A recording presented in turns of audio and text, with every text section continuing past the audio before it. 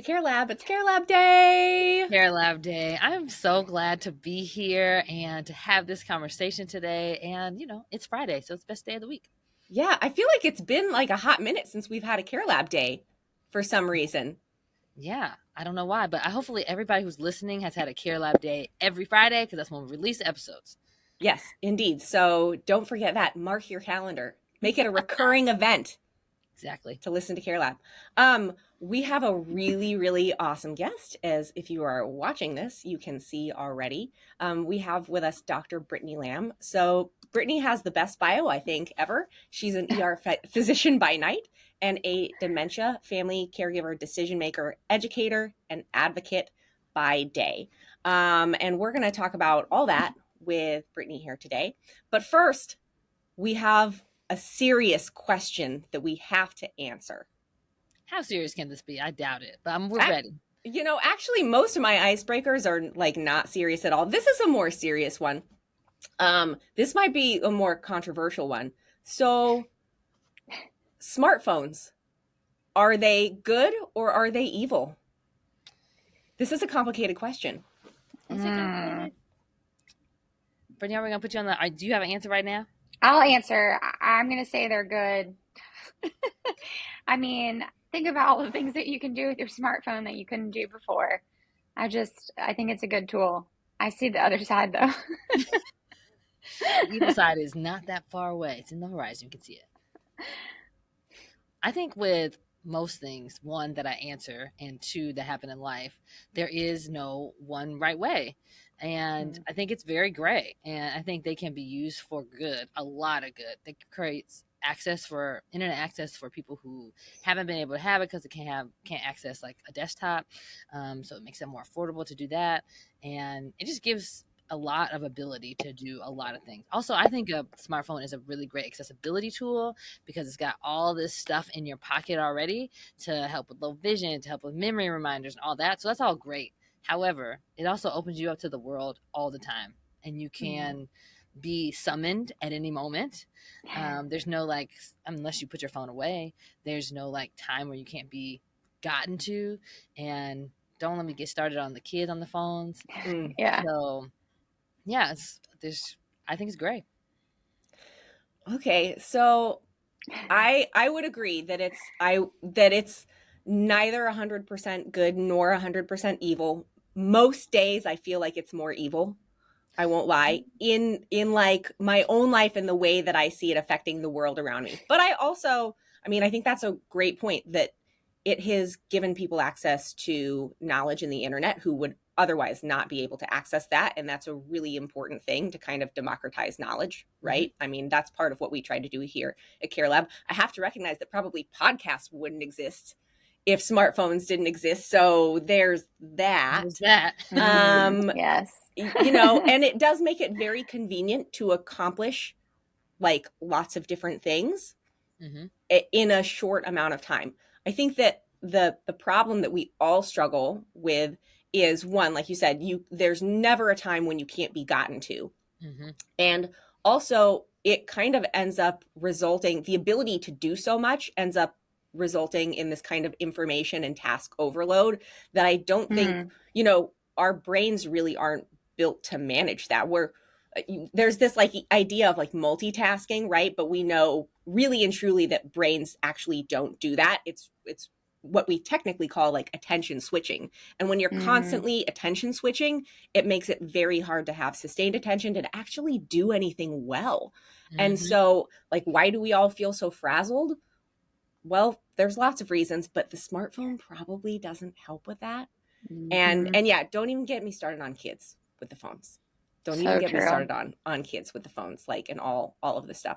I think the other evil is that I think there's a lack of awareness that a lot of the technology is built to keep you in it. Using it. Yeah. And keep you using it. So it's literally built to be addictive and to tell you what you want to hear. And I think unless you can put some really firm guidelines on yourself and how you're using it, there's a potential for a lot of harm to happen, both on an individual level and then, that takes a toll on our society as well. So, but on the other hand, so many amazing things have come out of this technology. So I don't know, like I said, most days I feel like it's more evil, but I have to acknowledge that you're probably right, Brandy. It is closer to gray, and there are a lot of really good things that you can do too. Yeah. And it's a way to teach you how to critically think and use it as a tool, and Mm-hmm. maybe to manage your time a bit better and to self-discipline, and to take care of yourself and realize that this thing may be causing you harm. So I'm going to put it away. I'm going to use my do not disturb. Mm-hmm. There's a balance. Yeah, yeah. I think ultimately it really comes down to us all having like taking the personal responsibility to make sure that we are managing ourselves with it, right? And Hmm. you know, part of that comes from the understanding and the awareness that it is something that needs to be managed. But yeah, we all have to, at the end of the day, no one's forcing you to keep your face on the screen, right? Yeah. I think that's mostly true. Yeah. Mostly, yeah. I was trying to come up with an example of a place where you are forced to keep your phone on your face, and there probably are some jobs that you have to do it. But That's true. either way, you still have Yeah, some like level of telemedicine. yeah, Yeah. Yeah. to Oh, limit your screen time. yeah. Outside of work. I mean, there are certain things like we just have to be, we got to be on the screen to accomplish certain things in our day. But then when you don't have to be on it, maybe it's a good idea to like go for a walk or ride a bike or, read a book, something like that. Hmm. Anyway, Not on your phone in real life. I know I was going to say In that. real life. In real life. Real book, library. Um, okay. So are we ready to dig in here to our actual real serious topic? Yes. Although I will give you Of credit, course. that was actually a serious question. We don't It usually was. start with the icebreaker with a serious question. So Yeah. I'm going to give you a round of applause for that choice. Oh, really? I kind of like keeping it silly, but it was a fair question. It was an okay question. Yeah. But I'm glad that gets to lead us into Dr. Brittany Lamb. Yeah. I may have some more serious stuff to talk about too. Yeah. Yeah. So, so you're an ER physician. How did you get to this place where you're providing education on medical decision making for people with dementia? Yeah, I think there's multiple reasons why it kind of happened naturally. I've had lots of family members who I've interacted with over the years who have lived with dementia. My grandmother lived with us when I was a teenager. And then I got super frustrated because when I would see patients that came into the ER who were living with dementia, I felt like I didn't know how to help them really. Like I was just kind of shuffling them along inside of our system. It was like I was doing what I needed to do to either send them back to their facility or put them in the hospital, trying to have conversations with their decision makers when they don't have the ability to make their own decisions. They've lost capacity. That was really hard. It was like people did not know what they needed, what they wanted to do, what their person wanted. And they didn't know how to step into that power of being their voice and speaking as their advocate. So, and to me, as an ER doctor, and for you all, you're healthcare professionals, like you see the same processes happen over and over again. And Mm-hmm. so when you see a person's, it sounds, maybe sometimes it sounds impersonal, but like when you see a person's list of things that contribute to their story, their medical history, their age, how tall they are, what they weigh, blah, blah, blah, you can kind of predict in a way like what is most likely going to happen to them from a medical standpoint. And so I'm like, okay, I have all these people that keep coming to the ER, and I could have told them like a year ago that these are the things that are most likely going to happen to your person, and these are the big decisions that you need to start thinking about now, so that when this happens, you know what to do, and you don't feel so like stressed out and emotional and just not able to make a choice that you know is what's best for them. So that's why I came online. It was hurting me to see this keep happening and to feel Mm-hmm. like I didn't have anywhere to send them. Mm-hmm, mm-hmm. I think that's a really interesting point that you're making because you're right. If you, at least, especially once you gain a certain amount of experience as a healthcare provider, you can look at what's going someone on with someone. You can see the person in front of you, and you have a pretty good idea of what the likely possible futures are going to be, at least from a medical and maybe from a functional standpoint. Um, so, do you feel like those conversations are being had with people's primary physicians or whoever their regular physician is before they're getting to you in the ER? And if not, like, how can people help themselves to have that conversation? Yeah, so I mean, advanced care planning is not working well in general. And I Hmm. think a big problem is that primary care doctors who still accept insurance, who haven't gone concierge and haven't started direct patient care practices, which is expensive for patients. So it's like a financial situation. Um, they don't have enough time to have these conversations. Like, to have a true conversation about what type of medical care someone would or would not want, you have to understand who they are as a person and what their values are and what's important to them. And that conversation evolves over time. And then I think translating what those values are into actual medical treatment also has to take some time. You know, people don't oftentimes understand their disease processes. So that's another layer of things. It's like, who is this person? What medical conditions do they have? And what do we need to know about that? And then how does that affect, how do the different treatment options for those things, how will those impact their quality of life and how they live on a day to day? It takes time. And so, I've created a process. I feel kind of weird about it, right? Because as a physician, like, I wish that this was built into routine patient care. Like, I just think that there should Hmm. be an advanced care planning facilitator, a person who their entire role is to be in offices to help physicians and the whole team do this work with people because it's Hmm. so important. So I've developed a process that I have put out on the internet through a blog, through a free audio training, and then of course my program, which is a paid course because that holds all the medical content inside of it. At least giving people the steps that they need to go through to do this, and to go back to their doctor. But you're going to have to keep going back in chunks. And I think being informed and knowing what to ask for, like advanced care planning, I want to talk about my goals of care. I want to talk about my medical risks. I want to talk about how these treatment options could affect my person living with dementia's day to day in their daily life. Like, I think just people knowing what to ask for, and realizing that you have control over this as a medical decision maker for somebody. And if they care about quality of life, it's really important to do Hmm. in advance. Hey there, it's Amelia. Listen, I am so thrilled to have a great resource like Ask Sammy as part of the Care Lab team, and here's why. It's a game changer for aging in place because it makes it so simple. All you do is ask. Just type in your question or even tell Sammy what the problem is and get tailored solutions. Everything from innovative adaptive equipment to comprehensive resources. It's a great way to become more empowered, to live more independently, and to live with greater confidence. And my favorite thing about how Ask Sammy works is it's deeply rooted in dignity and practicality.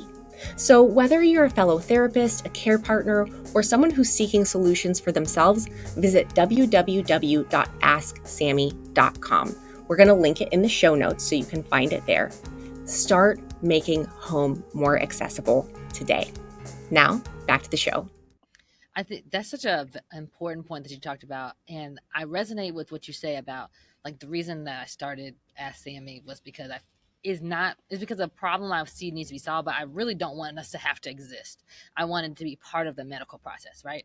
And so maybe eventually it will be. And so from your vantage point, what would our healthcare system look like in our best world if you get to just like wave a magic wand and have the healthcare system look completely different? I'm guessing.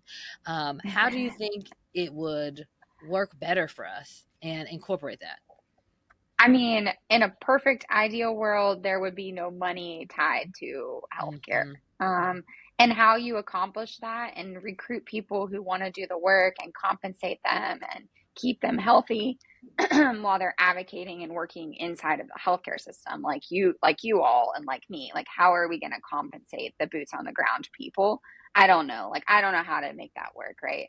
I am a little bit nervous about like a government takeover completely of healthcare just because of how protocol driven they are and how Hmm. if you don't meet certain metrics, like, you're going to fail out, you're not going to, get reimbursed, or I'm not sure how it will work. But in an ideal wave a magic wand, it would be like we get access to what we need when we need it, and what services could help keep us healthy and keep us happy and keep us doing the things that we love would be accessible to us.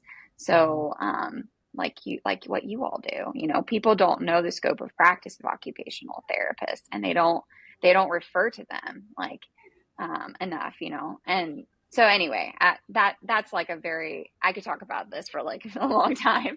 So I'll just end it We there. we should have a perfect healthcare world episode.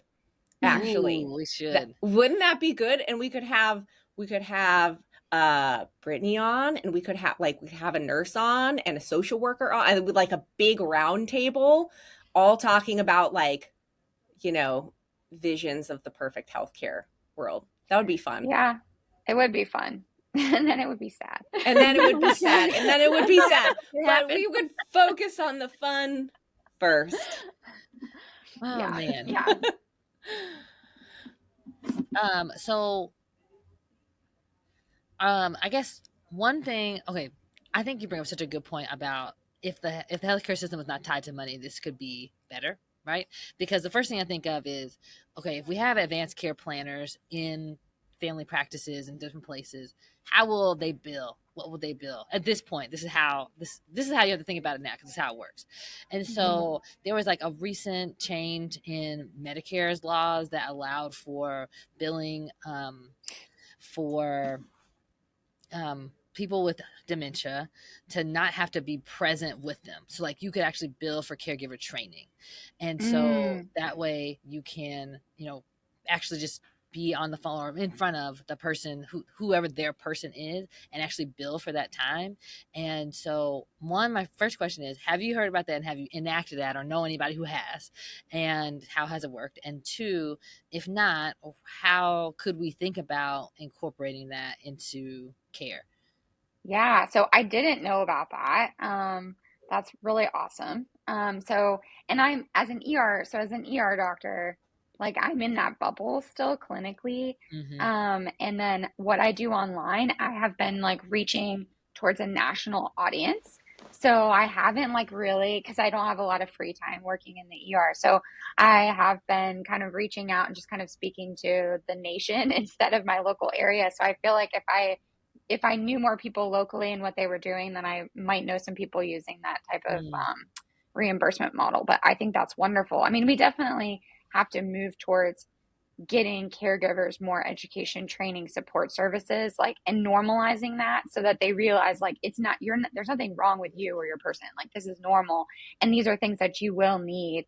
That's why I do teach this stuff online. I like actually today I'm releasing a video about like all the services that you need, ideally, and you guys are on there. So you guys are on my list, occupational therapist. But I feel like in order to make it work, you really do you do have to bring the caregivers in and have them have face to face with probably not even a doctor, like Mm-hmm. just some sort of person who knows about dementia education and behaviors, right?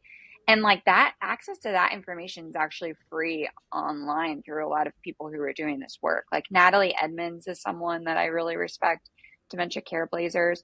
She has a wonderful YouTube channel that provides so much like free education about how to react and interact with a person living with dementia. But from an advanced care planning like that side of things, I mean, advanced care planning is covered by Medicare.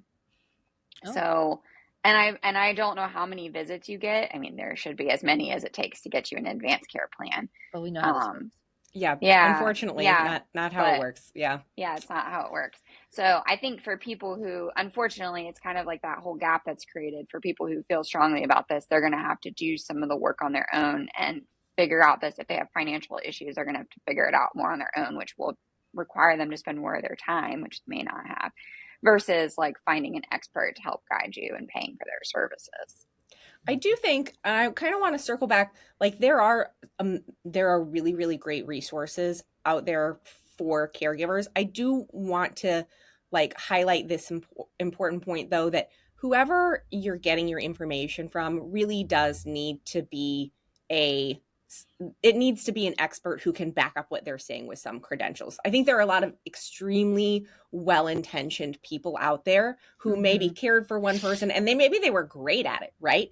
And have some good tips to share, but that doesn't necessarily mean that that they're thinking about the whole bigger picture of safety or all of the other things that can go along with it. So like, I mean, that's one of the reasons that I started higher standards caregiver training, is because people need to have a place where they can go to easily access information at a low cost, and it needs to be delivered by, you know, someone Professional. that they can trust. And of course, that's kind of where Whole Care Network came from too, is kind of bringing together lots of different professionals who are true experts in their field to provide, you know, high quality, reliable information to people. But I have a question for you about, okay, so we're talking about advanced care planning, but there are also these things called advanced care directives. And so what's the difference between those things? And tell us a little bit about that. Yeah, so advanced care planning is the whole idea of planning for a situation in which you're not able to speak for yourself and what is important to you and what type of medical care you would or would not want. It's the whole process, and it's conversations. So it's that it's very conversation heavy.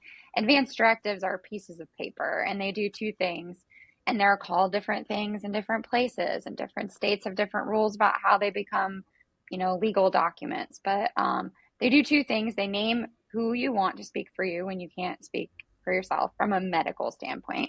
And so like a generic term for that, medical power of attorney, healthcare agent, those are really common terms. And then the other thing advanced directives do is that you can list out what type of care is okay and not okay for you when you're not able to speak for yourself. And these documents get drawn upon when a person loses decision-making ability, either because they're in an accident, they're sick, they have a brain injury, or in the situation like what how I help people is when a person loses decision-making ability or capacity when they're living with a disease in their brain, like a disease causing dementia. So, and we know, unfortunately, the expectation is that people will have a permanent loss of decision-making ability, usually in like the middle stages of disease. So, but yeah, advanced directives, they're different. They're actually pieces of paper. And then advanced care planning is a whole process. We should also plug in medical order forms, which are different than advanced directives, because that's like the do not resuscitate, the POLST form, if someone has a do not intubate form. So these are documents that take a person's values and preferences towards specific medical care, and then check it on a box on a piece of paper that becomes an order that now medical professionals can follow. So a paramedic, 911 first responder can get that medical order form and know what to do. I can know what to do in the ER. I don't have to go to the computer and try to find this person's advanced directive and read it and interpret it. They're like immediately actionable documents, medical order forms. So extremely powerful tools, and decision makers who are speaking on behalf of somebody else can do a medical order form for a person, but they cannot do an advanced directive. So once a person's lost decision-making ability, you can't name for them what kind of care they would want in an advanced directive, or name who they would want to make their medical decisions. You can do medical order forms. So, but that's kind of, those are like the highlights of those three things: medical order forms, advanced directives, advanced care planning. Care Lab listener, I have a question for you. If someone you love needed a caregiver, what qualities would you want that caregiver to have? You probably want them to be reliable, trustworthy, kind, maybe just a generally dependable and good person, right? Second question, would you also want them to be trained? I'm gonna guess the answer is a definite yes. Okay, third and final question for you. Do you think it matters who gives that training? Like, is it cool if it's just in your body, or would you want that person to be a qualified expert? Assuming you do, in fact, love this person who needs a caregiver, you probably want the expert, right? Well, that's what Higher Standards Caregiver Training does. Higher Standards Caregiver Training provides 100% occupational therapist-led training for caregivers. Caregivers get taught everything from gold standard foundational skills for transfers and daily living tasks, all the way up to how to deal with specific diseases and injuries. And most importantly, they are taught all of these things in a way that is practical and enhances the participation of the person who needs the care. And it actually protects the safety of everybody involved. Why? Because everyone deserves a higher standard. For a course for individuals or learning about training for care for organizations, find that information at higherstandardscaregivertraining.com. I have a question. So I'm very familiar with like do not resuscitate and D&I, those terms from Yeah, a healthcare professional, but yeah. from a family caregiver perception, most of the time I have been asking people to like, do you have an advanced care plan, and Mhm. whatever's written in there, and then translate that into whatever healthcare EMR documentation system that we have, so that you have actionable insights, right? And you're not actually reading Mhm. advanced directive. So if I were caring for someone with dementia and I'm just now hearing about these medical reforms, how do I go about doing that? Does it need to be placed with every hospital that we interact with? Or do I give my advanced care plan to a case manager and they put it in? Like, how does it become Mm. an action point? Yeah, so in medical order forms, you want to have wherever the person is. So wherever the patient is, the person that this form is on their behalf, you want to have it physically with them so that you can hand it to a paramedic. A lot of times we'll tell people to put them on their fridge. So that's one logistical place. They should absolutely be scanned into the medical record of any healthcare place that you access. Like a home daycare program. Like if someone's going to home day, they should have access to this document. If they're, having an in-home caregiver come in and be with them, they should know that this document exists. It should absolutely be on file with the hospital. Um, yeah, so and how you do that is it depends on the system that you're in, like that you're working within. But like a lot of hospital systems, you can fax in documents. A lot of hospital systems, you can give them to your primary care doctor's office if they're connected to the hospital, and then they can scan it in. You just want to make sure that you say, like, this is an advanced care planning document because it falls under the umbrella. It's either an advanced directive or a medical order form. It's extremely important that it's in the right section of the chart because we have like tabs for advanced care planning in a lot of electronic medical record systems because they're so important to be able to grab like immediately.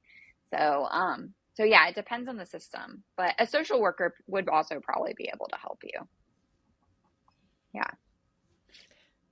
So when should, I think I know the answer to this, but tell us, do tell, when should people really start having these conversations? Because like you said, it's more than just having a piece of paper. Like we really have to have conversations and understand the true quality of life and like functional wishes of people in order to Yeah. have a good plan. When does that start? I mean, it should be normalized. Like we should all be doing this. Once you're an adult human and I mean, we're all at risk of having a sudden loss of capacity. So it just happens. Like people fall off the roof and hit their head. They get hit by a car. Like, I mean, there's all kinds of things that happen to us. I feel like from a societal perspective, I wish that it was just more normal to talk about, Mm-hmm. hey, like if I'm in a situation where I don't know who I am and I don't know what's going on and I'm going to be like that forever, like this is what's important to me on a day to day. I think what the medical system is doing wrong is because we have lack of time. And I am guilty of this. Like I used to do this and I felt so bad doing it that I like went online and started a business basically. But I used to go in people's rooms and just be like, all right, so you're being admitted to the hospital. If something happens and your heart stops, your heart isn't working and you lose your pulse and you're not breathing, do you want us to do CPR? Like that is not okay. Like we it's not that you're not gonna you're what are people gonna say? They're gonna say, yes, absolutely. Why are you asking me that? Hmm. Hmm. And we need to normalize talking about what quality of life means as soon as possible. And I think it's much more approachable than talking about treatment options, what type of care you want, because you don't know unless you know how that's going to impact your quality of life and how likely you are to survive. So, anyway, I think that it's as soon as somebody is diagnosed with an illness that we know could impact their quality of life, the minute someone's having symptoms of a disease causing dementia, I think one of the first things that you can just talk about is, hey, like, what is a good day to you? What does living well mean to you? Because Mm-hmm. it's all different. It's different to each of us. Hmm. And what I like to ask people to do is just go and ask your person if they're capable of this, what they do, like on a good day. Like, describe out a normal day for you that would be a good day. And it's like, when you start getting the answer to these questions, like, yeah, I wake up at 8 o'clock and then I watch Kelly and Ryan on the television, or now it's Kelly and Michael, and I have coffee And it's like, oh, and I drink my coffee black. Why do you do that? And like, why do you watch Kelly and Michael? Like, why? And you can get to like what you can get to some of that, but it has to be done in chunks. You can't just like attack a person and be like, I need to know what quality of life means to you right now. Right. It's like an evolving thing. So I think that's kind of maybe that's an easier way to approach having these conversations too, because I think when we start throwing around medical terms, even within our own families in non-medical contexts, when we talk about CPR or being intubated or being kept alive with machines or whatever that is or means or looks like to people, like all of that is both scary and abstract at the same time if you're not seeing that on a day-to-day basis and know what that means. I think also that is a very specific moment in time when those things are being done to someone, but it doesn't necessarily speak to what their life is going to look like after those things are done, depending on what their situation and what their long-term recovery prospects really are. And that's also a scary conversation to have. So really starting from this gentle place of saying like, hey, I love that. Like, what's a good day to you? What does quality life mean to you, on an individual basis, and really having that conversation and understanding what that means to the people that we either are caring for or may be caring for, just the loved ones that we have around us, is a good way to start understanding how we would make these decisions, given the fact that you're right. I mean, stuff happens. This isn't yeah, a conversation to just have when someone is retiring or they're in their 80s or yeah, they're an older no, person. This is something, unfortunately, these things happen, and no matter who you are, you should probably have conversations to let the people around you know what your real wishes would be, thinking from that functional and quality of life perspective. mm-hmm. Yeah, so once we understand what someone's values of quality of life are and what it means to them, you can actually then try to turn that into a medical goal of care. And Mm-hmm. that's kind of the next step in the process. And then you can explore how the different treatment options for whatever illness they have, if they were to have a serious problem, would affect that quality of life and that overall goal. It is not rocket science. It is that there is a process to it. And because I haven't seen people get the access to this process, I've come online to teach them how to figure this out for themselves and to know what questions to ask so that they can do this. They can feel better. It's hard. It's hard to speak on behalf of somebody else and not feel like guilt and regret and stress when you're doing it. Mm-hmm. So, Mm-hmm.